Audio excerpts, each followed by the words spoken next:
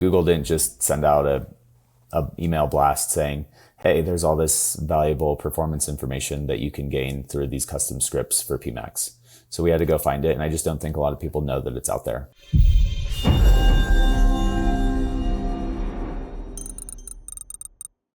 Hey, what's up, everybody, and welcome to Growth Mentors, the podcast where we share snackable growth hacks, strategies, and best practices in how to drive maximum marketing impact and grow your bottom line. I'm your host, Matt LeBlanc, and what you are watching is a carefully curated list of 5 of the most impactful digital marketing lessons that we have shared in the last year. If you look at our content, you will see that we have shared all sorts of growth hacks and tips and tools. This is just 5 of the best, so let's keep it snackable, something for everyone.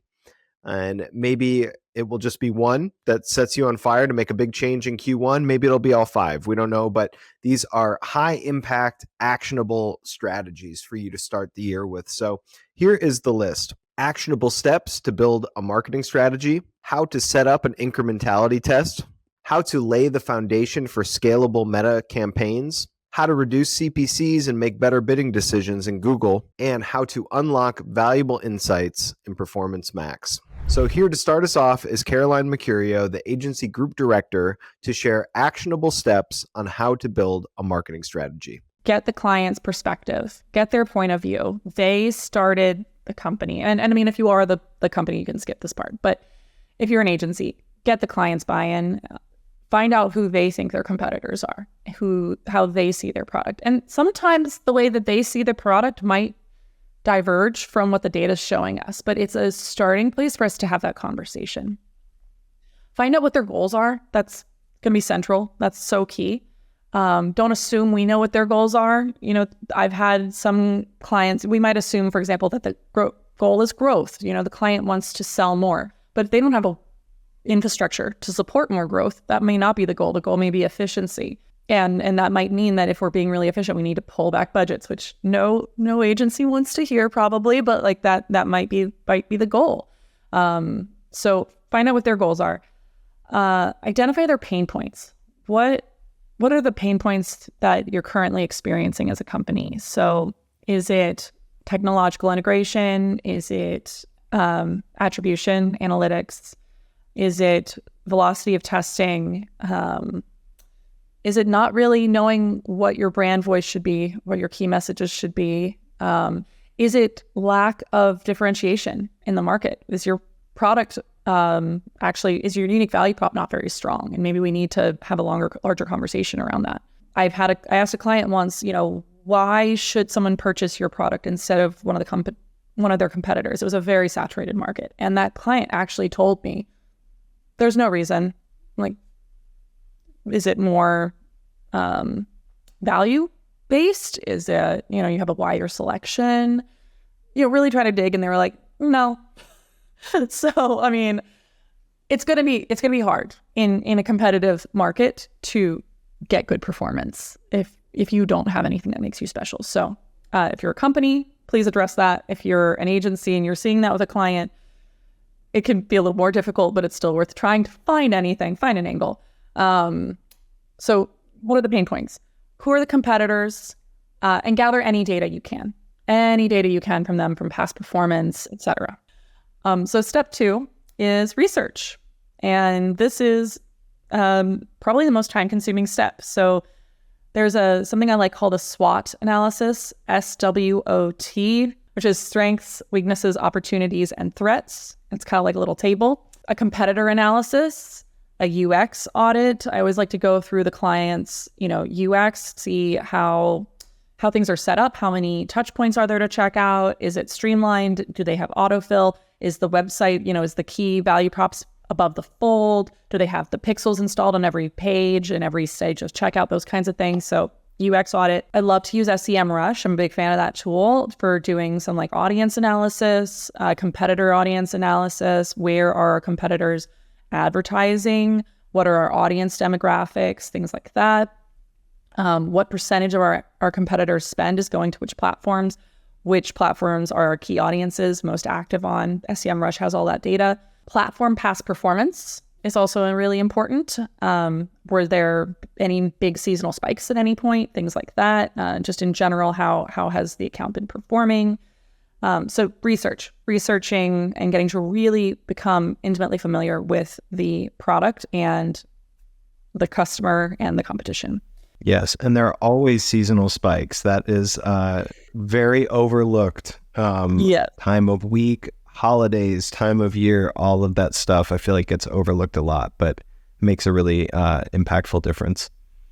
Absolutely. And you need to be leveraging them in your strategy, right? If we know performance is going to be good during a certain holiday period, for example, how are we going to increase the tailwinds once that ends? Because so often you'll see that people will just be like, and things are great, and then it falls off a cliff. And to an extent, that's to be expected because people are spending less. After they spend a lot, they're likely to not spend as much immediately after. They're also less likely to spend immediately preceding it because they're bookmarking. I love that, the bookmarking behavior where it's like, well, I know Memorial Day is coming up, so I'm just going to bookmark this and then see if it goes on sale in 3 weeks or 1 week or 2 weeks. So we have to consider that when we're doing forecasting. And we have to use those periods of time wisely too, to figure out and develop evergreen strategies. And from what is working, even within the sale messaging, like or the seasonal messaging, look at like, well, what are some of these components that we can pull out that might be evergreen and start to test them, see if that will continue to work. Because we usually have higher volume when things are going well, so we can use it as a testing ground. Step 3 is to set SMART goals. Step 4 is to determine your unique value prop and your problem statement. Sorry, when you say SMART goals, though, this may be a dumb question. Is that an acronym? It is. Sorry, I'm moving too fast. So SMART goals stand for specific, measurable, achievable, relevant, and time-bound. So specific, really well-defined and clear. Measurable, specific criteria to measure progress. Achievable, i.e. realistic. Relevant, so it aligns with the values and the long-term goals. And time-bound, so clearly defined timeline and basically like a due date, starting and an ending date. So you set your SMART goals or your KPIs, but even if you have the KPIs, you should probably break it down and think about what is it going to take to reach those KPIs and set those mini goals as well. You determine your unique value prop and your problem statements, which I've talked about at length. And then once you have all of that lined out, you can craft your key brand messaging and determine the audiences. So I always like to start with your total addressable market, then like a middle audience, and then what I call the lead domino audience, which is your most niche, most valuable audiences. Then you can select your marketing channels and your tactics, establish your forecasts, budgets, and timeline. And then the last step is actually not part of the first step. So that's kind of how you put together the first strategy. You consolidate all that information and package it up all pretty. And then the last step is the ongoing step, which is measure, report, and pivot, because we don't set a strategy and then just leave it. Depending on the budget and the goals, you might need to revisit the strategy monthly. You might need to revisit the strategy yearly. But you need to kind of figure out what that timeline looks like. And even once you have determined what that timeline looks like, stay open-minded that even that could change. If things aren't working, for example, don't wait until the year's up.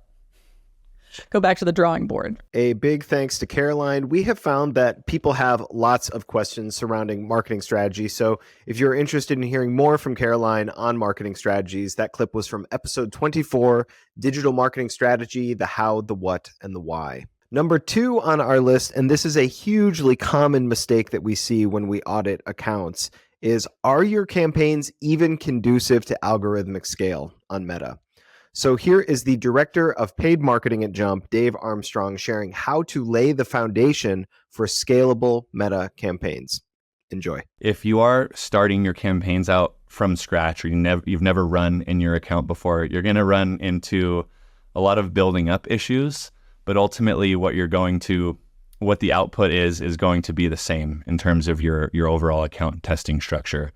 If you already are running campaigns, so you're on the other side of the spectrum, if you already are running campaigns, you're gonna most likely, based on, again, all of the stuff that I talked about earlier in terms of all the audits that I've done, you're gonna wanna start consolidating your campaigns.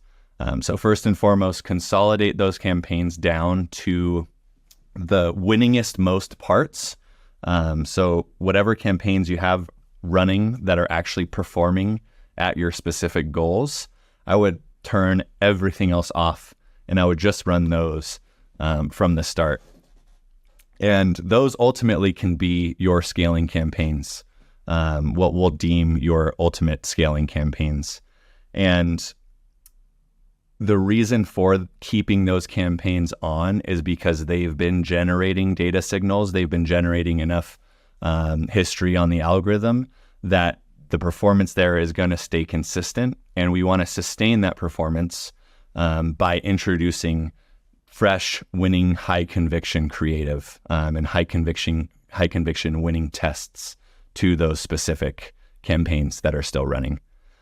But from the start, what you're going to want to set your campaign up as, and hopefully we can push through kind of a screenshot or a quick templated structure of this, is you're going to want to set up creative sandbox campaigns, funnel sandbox campaigns, audience or procedural sandbox campaigns, whatever the amount of budget you have is available for testing. You can set more campaigns up for that specific budget. If you're in a smaller budget sort of scenario, or you need to be more refined with the prioritization of tests, then you can just methodically test through each set of these. So what your sandbox structure might look like in an ultimate ideal scenario is 3 overall campaigns that are all sandbox campaigns. You'll have a creative sandbox campaign. You can have a funnel testing sandbox campaign, and say you have a procedural testing setup sandbox campaign. That can be audiences, attribution windows, optimization events, etc. Now, each of those specific campaigns, they'll have whatever their title, so creative sandbox campaign, that will harbor all of your creative tests. Typically, creative tests are a function of budget, at least at Jump and for Jump's clients. If you had unlimited budget, we would spend quite a bit of money testing a ton of different creative all the time, because ultimately that's the number one predictor on whether our clients will scale or not, is the amount of volume, the amount of creative volume that they can produce, that we can test for them. And then likewise in funnel testing, you might have 10 different landing pages that you want to test. You'll take your previous winning creative assets and you'll run those to each of your different funnel tests. If you had 10 landing pages or 10 funnels to test, you could test each of those in a separate ad set within the funnel testing sandbox campaign. And then on the procedural side of things, like the audience testing campaign or the attribution window testing campaign, you can function all of those, or you can kind of fill all of those into the same campaign, same sandbox campaign. And at any given time, you might be running an attribution window test in that campaign. You need to make sure to split test those at the same time. So if you're running an attribution window test, make sure you run your current attribution window with the same creative and your testing attribution window with, again, that same creative to form as perfect as a split test as you can. Then you can also test different lookalikes, different audiences, different day parting techniques. All of those tests bucket into a given sandbox campaign. So that was kind of a lot in order to just get into that testing structure. Matt, did that all make sense to you, or do you have any questions there? Absolutely no. So it sounds like basically from the beginning, if I already have campaigns running, I really just want to consolidate and kind of strip it down to the things that are sort of most effective in the account. The winningness campaigns, I think is the word that you used. Basically sounds like you're kind of like trying to simplify to start over again. Yeah. Exactly. Yeah. Simplification's a good way to put it. Consolidation's a good way to put it. The reason for that too, it's not just to allow the algorithm enough data signals in order to get consistent performance from each of those, but it's also for ease of use of the actual media buyer within the account too. If you look at it this way, if I'm running 10 different creative tests, and each of those creative test campaigns have 2 different ad sets or 3 different ad sets in them, you might have 20 to 30 different ad sets running at one time in 10 different campaigns. If you just consolidate that down to one campaign, you run all 30 of those creative tests, it's a lot easier to see in terms of an actual like user interface and be able to quickly judge different campaign winners or different creative winners or creative losers. It's a lot easier to figure out that way too. Ultimately, it's due to the algorithm's performance though, and again, setting things up in a conducive way for the algorithm. Same thing goes for funnel, same thing goes for audience, like I just described. The next reason, and ultimately the entire reason for setting up your account this way from an initial standpoint of these creative sandbox campaigns or these funnel sandbox or audience sandbox campaigns is once you find a winner, then you scale that winner into your what we call our scaling campaigns. So scaling campaigns, they can take a whole bunch of different evolutions over time, and they will. But ultimately, a good example for this is within our e-com advertisers or D2C advertisers. A lot of them are using Advantage Plus shopping campaigns as their scaling campaigns. So Advantage Plus shopping, it really takes a lot of the procedural type testing and it throws it out the window. You can't really do too much when it comes to ASC campaigns other than some exclusions, some age range exclusions, some geo exclusions, and existing customer budget cap kind of toggling. But ultimately, it's all focused on giving Facebook the reins and allowing it the freedom to target whoever it wants, whoever it's going to convert, based on whatever goal you're giving it, which for ASC campaigns is basically just purchase right now, even though there's ways to hack that as well. But ultimately, it's a focus on creative and it's a focus on scaling. So with an e-com advertiser, if we have, say, 10, 15 different creative sandbox campaigns that are running, once we find a winner within one of those sandbox campaigns, we'll shift it into our ASC campaign. Once your ASC campaign has 6 to 10 different ads in it, if they're all getting relatively even delivery and relatively even performance, just start a new one, right? There's no reason to just scale into one ASC campaign. We have a few clients who are running 3, 4, 5, 6 different ASC campaigns, all with high conviction, previously winning champion creatives from those sandbox campaigns. The same thing goes for non-D2C or non-e-commerce or non-ASC advertisers. Those campaigns are just going to be manual campaigns that will take the place of that ASC scaling campaign. Luckily, with those campaigns, you have a lot more room in terms of the procedural tests. I say luckily a little tongue-in-cheek there because sometimes people can touch too many triggers at once and try to push so many different buttons all at once when it's unnecessary. And actually, to take a step back, I think that's one of the reasons why when I go into audit accounts, Matt, there's so much unnecessary like tests and so many different campaigns running and so many different ad sets running and the account being spread so thin. I think a lot of times media buyers think, oh, like I should test this or I should run this. They don't give tests long enough to run. And they're constantly just trying to do all of these different triggers and all these different levers within Facebook for Facebook's testing sake when that's not necessary. Dial in an account structure, move on, and continue with your testing. That's all you need to do. You don't need to get crazy with it. Simplification is key here. Thank you to Dave. And if you think that you might be guilty of having messy or overly complicated campaigns, then listen to the rest of that episode. That was episode 8, Unlock the Algorithm with these meta campaign structures.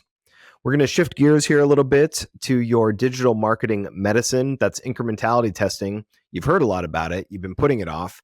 It takes patience. It takes strong will, but it truly is essential to growth and making sure that you're not wasting those precious ad dollars. So here to help us do it is the Director of Data and Analytics, Tom Murray, to talk us through how to set up an incrementality test. Yeah, so the easy way to think of it is an incrementality test is set up very much like a pharmaceutical study. So when there's a control and exposed group, right, like with a placebo. So in those cases, some patients get the actual medicine, Some patients get a sugar pill, right? And then they measure the impact that the pill had. Now, naturally, when you do those kind of studies, the goal is, well, the medicine should work quite well, right? Then there's those cases where like people who think they got the medicine, right, still show a lift. That's why it's called the placebo effect.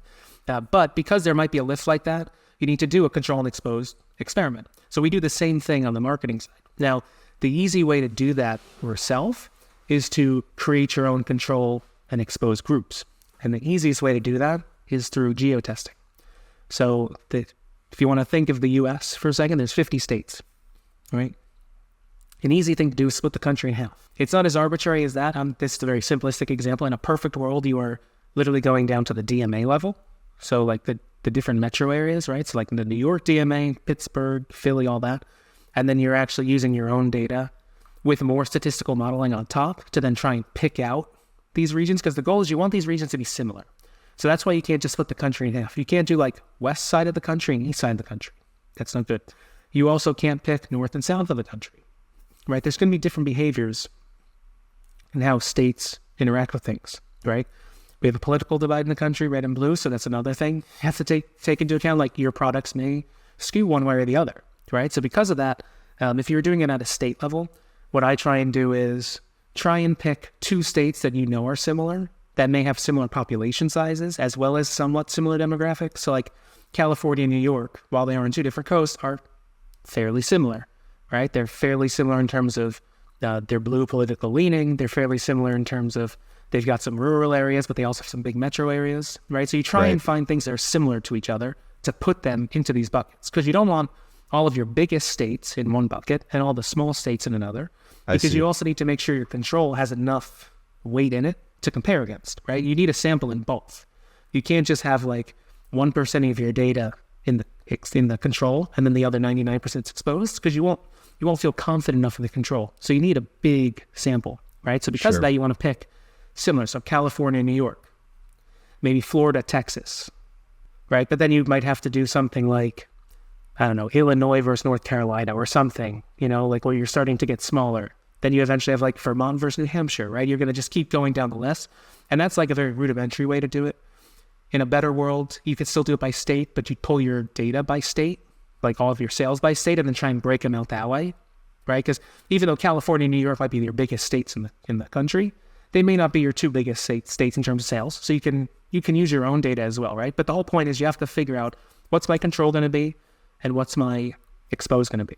Now, they don't have to be equal, but you want to at least have like 20% or more in that holdout. So if this is states, you'd probably want at least 10 or 15 states in the control, with a mix of blue and red states, a mix of high population, low population, old, young kind of thing.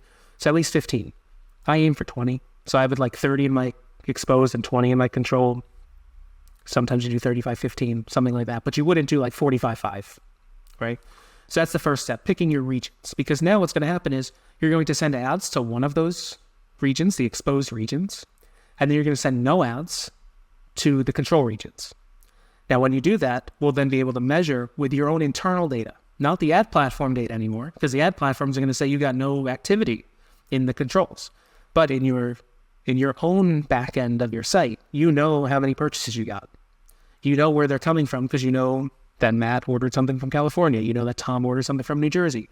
So you can then measure the pre, during, post, 3 different numbers of how the sales were for those regions before I started running the ads, while I was running the ads, and also after too, because you're going to have some lag and some halo after time goes on. So once you have all that data pulled to see the pre, during, post of the control and exposed, you'll be able to figure out what's my lift. Because if you had 100 sales beforehand for control region, and then in the timing of the campaign, your control region had, let's say, 105 sales, but then your exposed region had 210 sales during that time.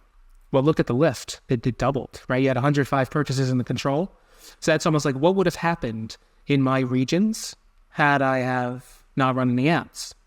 I'm simplifying this. It's not exactly the numbers, but like it's probably around the 105 number.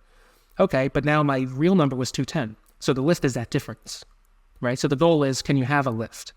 You may see a lift immediately, depending on how impulsive your product is, like a shorter product cycle means if you run an ad today, you may see the result quicker. But a longer cycle, you may need to run that test for a couple of weeks or months and then even measure after that, because you may not see as big of a lift during the campaign, but you may see the lift come after the campaign for various reasons. Like imagine, here's an example. Let's say you're in a campaign for 2 weeks, but you heavied up for 2 weeks. Here, let's make it a very specific example. Say the Super Bowl. A lot of people run ads for the Super Bowl, right? Let's say the Super Bowl goes on February 3rd, right? Because it's usually the first week of February. And let's say I'm a CPG brand that is just selling, Pepsi used it before, right? Let's say you're selling Pepsi or anything you buy on the shelves. If I spend a bunch of money for 2 weeks up until the Super Bowl, I may not see those sales for Pepsi until the 15th of the month or the 30th of the month in February. Now, why do you think that might be? Because of awareness, or people are sort of seeing the ads and then thinking about the purchase before they. But would that be true of Pepsi? That's part of it. Yeah, it can be, but it's almost dumber than that, when you think about it, which is when you're buying stuff in a store, you're not going to the store every minute of the day, whereas we're on our computers every day at all times. So I could easily go on an e-commerce site and buy something, but Pepsi I don't buy all the time, right? So if the Super Bowl's on the 3rd, and I've been running a bunch of ads for the past 2 weeks, a lot of people go to the supermarket after they get paid, which is on the 15th of the month, and some people only get paid once a month, and they might get paid at the end of the month. So you may have to track for the next 4 weeks because those ads may have impacted them. They're like, oh my God, I love Pepsi, but I'm not going to the store yet. So then they finally buy 28 days later, and you need to make sure you measure that too, right? So that's why it's important to do a post measurement, because you may miss out on the lift your ads had. So that's the whole purpose of doing these kind of tests. Now, the easy way is, like I said, the 2 geo regions, but then it's like what you put in those regions to test is important, because it's not simply just like, I'm going to run ads here and run no ads here. You could do that just to prove, is my media overall working? But oftentimes you want to try and learn something. So an easy example is we're going to run our normal media mix, which let's say is TV ads, Google ads, and Hulu ads. Let's just say that's your normal media mix, right? But now we want to test into Facebook. So what you would do is you may have 3 markets or 3 holdout groups, or 3 groups, I should say, right? Before I said control and expose, that's 2 groups. You may have 3 groups. You might have one group that has no ads. You may have a group that has the normal media mix, and then you may have a third group that has the normal media mix plus Facebook. Okay. Or you can do a control where it's just the media mix normally, and then the other group is the normal media mix plus Facebook. Or, like, there's a lot of ways to set these up, right? Or you could do no ads in one region, and then in the other one, it's all 4 of those channels now. I'd probably stick with the first or second, depending on how much budget you have. But, like, there's a lot of ways to skin this cat. There's probably some wrong ways to do it, but as long as you make sure the tests are set up in a way where you're creating mutually exclusive groups that are different in some element, usually you only want to change one variable, though, then you can prove, because you'll be able to see, what did the control region do? What did my normal region do? And what did my normal plus Facebook region do in that pre-cell test? Cells are the different buckets. Then I can say, okay, my baseline was X. When I ran my media at a normal media mix level, my baseline was 20% higher. And then when I ran added Facebook into the mix, which is the only difference, now I have a 50% lift on top of what I normally did. Then you can tell, hey, Facebook had a lift and had an impact. It may not show in the pixel, it may not show in your last touch attribution, but all you did was add more Facebook, you added more top of funnel, right, awareness to it, and then you see the boost. So the goal is how you're going to be measuring the effectiveness, usually of a channel. You can go crazier and do it at a creative level. Like you could say, control group A gets your normal ads, and then the exposed group, I should say, gets a whole different new set of ads, and you could test a lift that way. Like, you can basically test any element you want. Targeting, creative, landing page, a lot of things. Most people just stick to channels, though. Like, that gets way more advanced. You need a lot of budget to do that, so you need to be a big brand to be like, I'm going to test just one creative in this region versus one over here to see the difference. Like, that's a really big scale test, which only like the P&Gs of the world will do. But, if you're just trying to see, is my media working or are my channels working, usually just doing an incrementality test with the channel level is more than enough. Thank you to Tom. And if you haven't started incrementality testing, this is your sign. So to hear more about why incrementality tests are not only important, but why they are the best option for double checking your work, that clip was from episode 15, Digital Marketing. These incremental tests are essential to growth. Next up, do you ever feel like Google is inflating costs? Obviously. And how can you reduce CPCs and make better bidding decisions? This is Zach Larimer, Director of Media Strategy, to show you how to do it. Enjoy. Yeah, there's a lot of articles being written about the Google antitrust trial. Lots of people kind of revealing and finding that Google and these ad platforms might be kind of like baking in inflated costs. And it's something that like marketers have always kind of known. I mean, the way that search works, it's an ad auction and the highest bid wins. But because all of this is happening in the background, no one can actually see what's going on in this auction. Like you can't see exactly what that next highest bid is to really kind of make yourself confident that you're paying like the fair price for like a specific keyword. And like, I mean, with the move to automated bid strategies, basically like in the olden days of search, we basically kind of operated as like stock market traders, like in an old tiny movie, like buy this keyword, sell this keyword, or like manually pushing up bids on specific keywords. And now with the move to AI in the last couple of years, Google's come out with what are basically called like automated bid strategies. So instead of a human being putting a specific bid for a keyword, Google takes in hundreds and thousands of different signals from like within your account, but also who the user is, like where they're at, what device, what they have previously been searching to kind of like get an estimate of how relevant this ad could be for this person. And if the ad is really relevant and and Google thinks that getting the ad in front of the person is going to hit your goals, it's going to bid higher for that user to click on the ad. And so this can drive really strong performance, but advertisers have kind of found that by leaning into these automated bid strategies, you can get higher performance, but you're often paying more per click to drive users to your site. Yeah, I just had a little question about the automated bid strategy. So does this work in that, do I understand that this is like you're entering sort of a top kind of amount that you'd be willing to drive up to? Is that? Well, yeah, that's the thing with automated bid strategies is you don't put a ceiling. So you'll have like a target ROAS bid if you're an e-com account, where you'll say, for my campaign, I want like a 3x return on ad spend. So for every dollar I spend, I want $3 back. And then you let Google just do whatever it wants. So some days there might be $5 CPCs. The next one, there might be like $20 CPCs. And it's all going to get inefficient. It's going to get you that 3x ROAS at the end of the day. But the math it takes to get there might not always be like, the most efficient. Yeah, I can totally relate with Google in that way. Sometimes I just want to like be left alone and like, just let me do what I know how to do, you know? Well, no, that is something that idea is something that search buyers especially have kind of had to grapple with Google over the past couple of years as Google has moved towards more automation, moving more into broad match keywords as opposed to exact match, moving to these automated bid strategies as opposed to manual bids. Right. Search buyers have had to reckon with giving more control to Google while also still figuring out how to drive like the same efficient performance they used to have.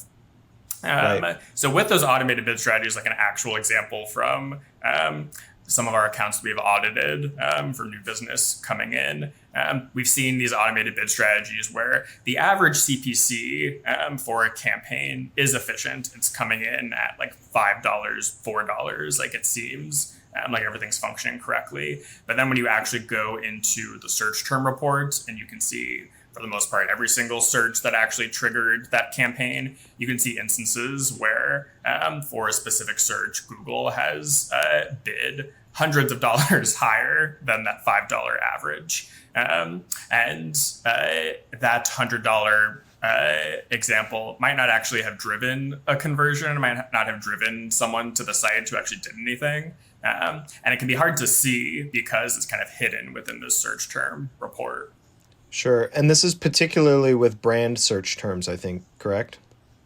Yeah, that's where we can see this happening a lot, because theoretically your own brand terms should be the most efficient, because Google's going to reward you for having your brand term in the ad on the site. Because it's your brand term, you're going to pay less than someone else who's bidding on that brand term.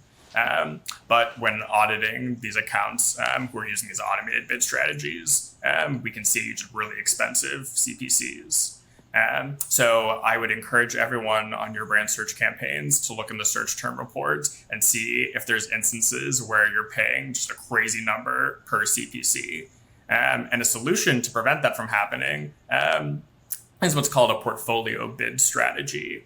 And this is an example which search buyers love doing, of taking something that Google intended for one purpose and making it another purpose. A portfolio bid strategy is intended to be one bid strategy that you can apply to a bunch of campaigns. So instead of having, it's kind of like automated bid strategies. So instead of doing one bid strategy per campaign, you can say, I want all of these campaigns at the end of the day to have a 3x ROAS. And with that portfolio bid strategy, it does give you the functionality to set a threshold of how low you're willing to pay per click and how high you're willing to pay per click. Oh, okay. So you're able to use the automated bid strategies to get the ads in front of the right user, but without paying more than what you're setting. And you can do this. You can apply a portfolio bid strategy even to just one campaign. So that's a hack that we've found with brand search. Even if we just have one brand search campaign, we can add this portfolio bid strategy, set a ceiling for how much we're willing to pay per click, to stop Google from inflating those costs. And in doing that, we've seen, like, on average, I would say sometimes it's like as much as like a 50% reduction in CPCs without any effect of traffic or amount of purchases, just by kind of setting that ceiling cap and preventing Google from raising the bids to a level that we're not comfortable paying. We can drive more efficient performance. He said a 50% reduction of CPCs with no effect on traffic. Big thanks to Zach. You can learn more about that. That was episode 5. Use these Google paid search optimizations to crush your competitors. And finally, to round us out today, are you running on PMax? Are you frustrated with it being a black box? Well, then take control over your PMax campaigns. We have used these strategies to unlock valuable insights, and we have literally scaled clients to $30K a day on PMax using this. So here's our Google expert and acquisition manager, Eric Herzog, on how to unlock valuable insights on Performance Max.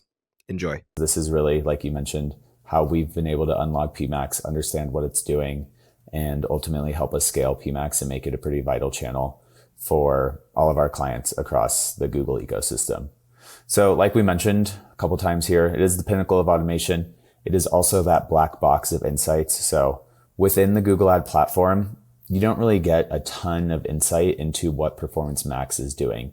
You get your general metrics, impressions, clicks, spend, conversions, etc., but we don't know where those impressions are serving. And when we say throughout this portion, when we talk about where it's serving or placements or channels, that really just means which Google networks that the ads are serving on. So that's going to be search, display, video, Gmail, Google Maps. Just want to preface that because we will be getting into a little bit more technical aspects of placements and where things are spending. So Google does not tell you in platform how much spend is going to search versus shopping versus display, etc. So we have actually found a way to understand exactly what Performance Max is doing.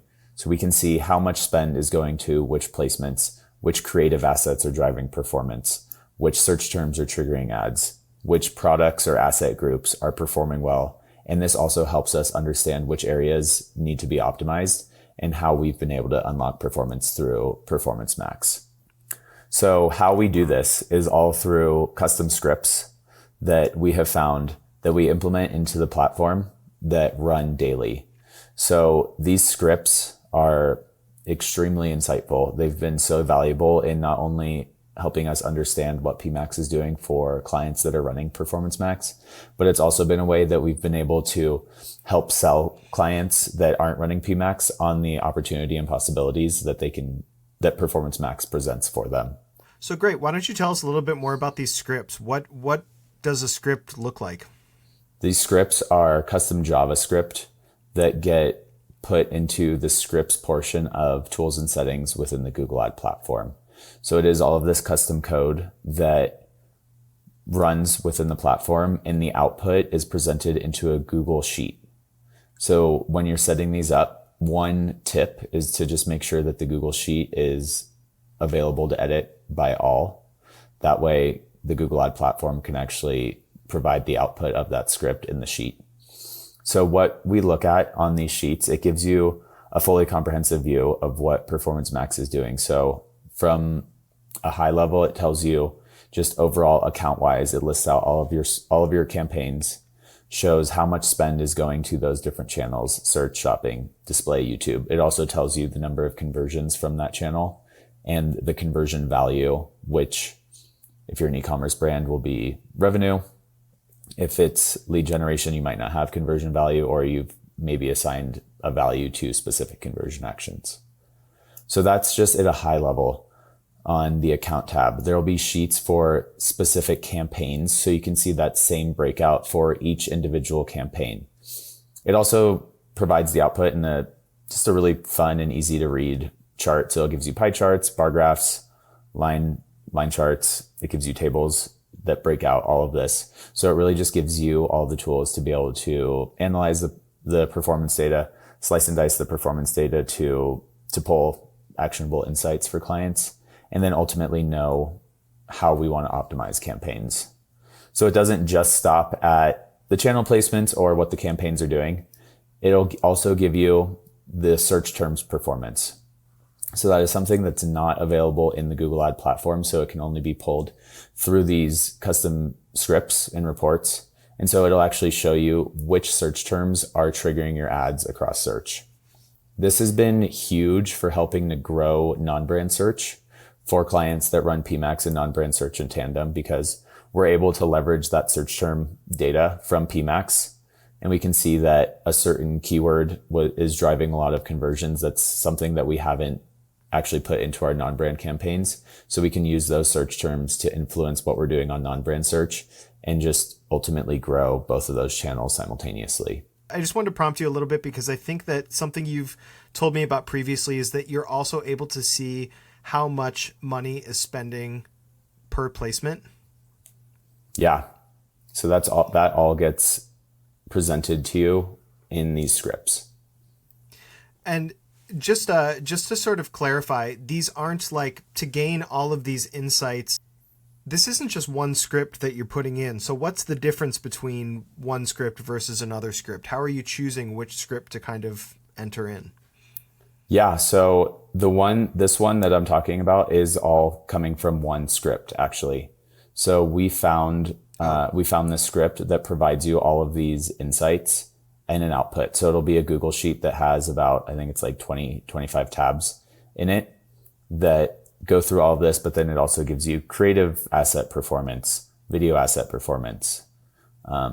It's really insightful what this script provides to you.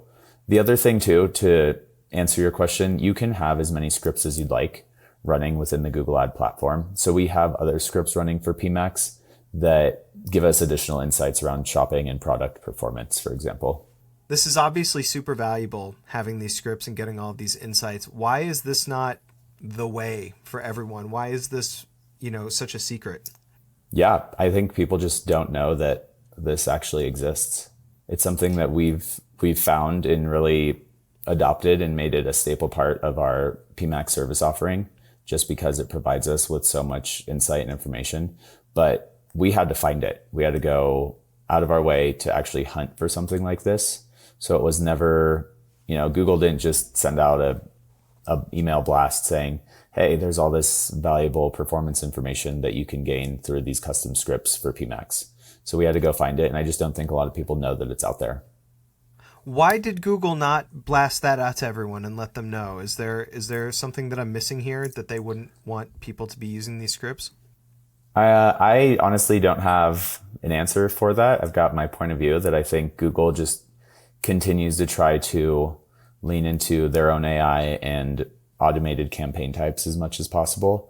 So it just puts more control in Google's hands, really, and less in the hands of advertisers. Thank you to Eric. And if you want to learn more about those custom scripts, then you can reach out to us at Jump 450. That was from episode 4, Scale Performance Max Campaigns using these little known strategies. So look, I'm not going to put on some phony sentimental wish for you at the end of the year here. We're trying to connect with a growth mindset. So we keep learning, we keep testing, we keep scaling.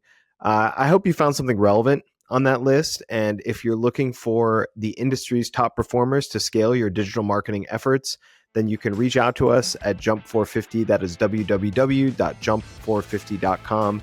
And don't forget to subscribe for more weekly episodes. We'll see you next time.